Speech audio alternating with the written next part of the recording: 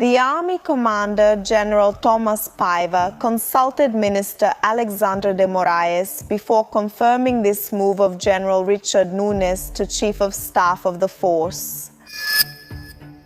The Brazilian army is at the center of debates that go far beyond the routine of the barracks. Internal politicization, the lack of support for the police in fighting crime, and the strategic repositioning to strengthen its deterrence capability against external threats have put the land force in the spotlight. In the news? However, what has been gaining space in the newspapers are the internal and political disputes, when the focus should be on rearming, technological modernization, and valuing the troops, which are essential points to guarantee national sovereignty.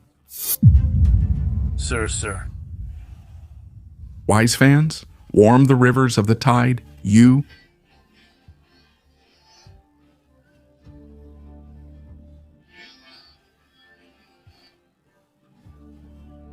To take everything from her, you who even let her be stripped of everything. Leave us in the same loneliness, leave us in the same loneliness. But today, O God, I see how generous you will be. I see how generous you will be, O God. May you wish to avenge by avenging. In this video, we will address what is happening with the Brazilian army and why there are so many questions both inside and outside the barracks. Welcome to Life in the Barracks.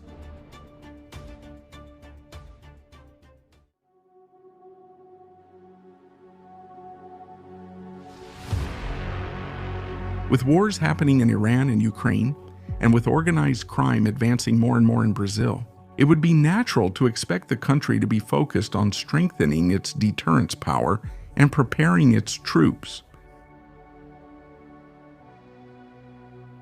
Hey, Duran, a career in the armed forces has always been highly desired by a part of society because of the stability, because of some privileges. But there's a survey you did that shows an increase in the dropout rate among military personnel in the Navy and the Air Force, right? So people looking from the outside think no, but it's full of privileges. But many people who see it from the inside don't see it that way.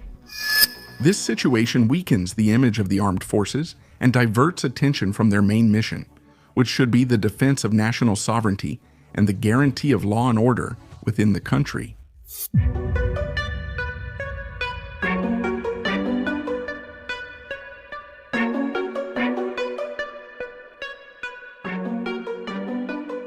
In recent years, the Brazilian armed forces have faced a crisis of popularity, which has shaken the population's historic trust in the military institutions.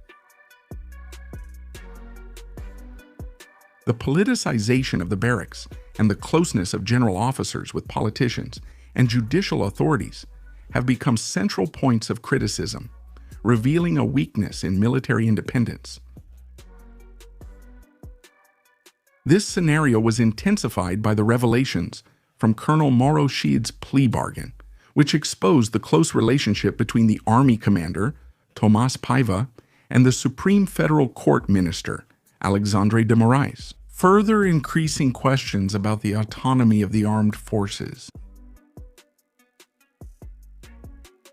The repercussions of this closeness went beyond national borders and reached the international stage. Donald Trump's administration even considered suspending General Thomas Paiva's American visa, demonstrating how connections between military personnel and authorities can generate diplomatic and strategic impacts. This episode reinforces the perception that the crisis of trust is not limited to Brazil, but can also compromise the image of the armed forces on a global level, calling into question their credibility and ability to remain an independent institution focused exclusively on national defense. Given this context, the need to reposition the armed forces becomes urgent.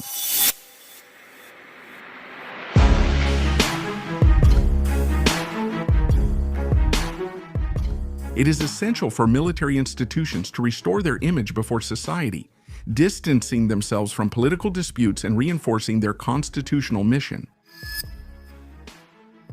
Strengthening the military structure, investing in technology, and valuing the troops are fundamental steps for the Navy, the Army, and the Air Force to once again be seen as pillars of sovereignty and security, capable of facing internal and external challenges without compromising their legitimacy.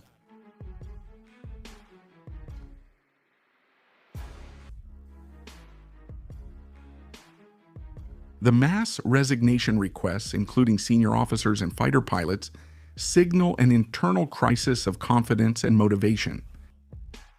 At the same time, the political use of the armed forces becomes evident, with numerous cases of Air Force aircraft being used as true luxury Ubers by authorities, instead of fulfilling strategic defense, logistics, and support functions for the population. This shift in priorities has weakened the institution's credibility. The Brazilian people, who already pay one of the highest tax burdens in the world, expect respect and responsibility in the use of public resources. The waste on perks for politicians and authorities contrasts with the lack of investment in military and technological re-equipment. In addition to valuing the troops, where a sergeant in the armed forces earns less than a recruit soldier in the military police. Without a change in attitude, Brazil runs the risk of seeing its armed forces become increasingly weakened, right at a time when the international scenario demands preparation and firmness. Although Brazil maintains good historical relations with powers such as the United States, China, Russia, the European Union, and NATO, this does not mean that it is immune to attacks or external interests in its natural resources, such as oil, gold, rare earths, and commodities. In addition, internal violence is a constant challenge. More than 60 million Brazilians live under the control of drug trafficking, and the armed forces could be used in specific situations to support the police in confronting criminals who are increasingly armed and violent. I don't want the armed forces, in the favelas fighting with criminals. That's not the role of the armed forces, and as long as I'm president, there won't be any GLO. This devaluation of the armed forces, however, is not a problem exclusive to the current government. For decades, the military's influence on the direction of the country has been gradually and permanently reduced.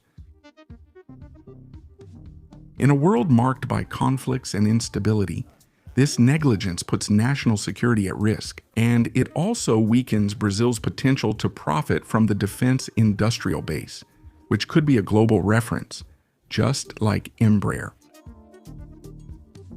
But the politicization within the barracks continues at full steam, even causing internal splits among the generals themselves. Leave your thoughts in the comments about all this and what should be done for Brazil to become a defense powerhouse.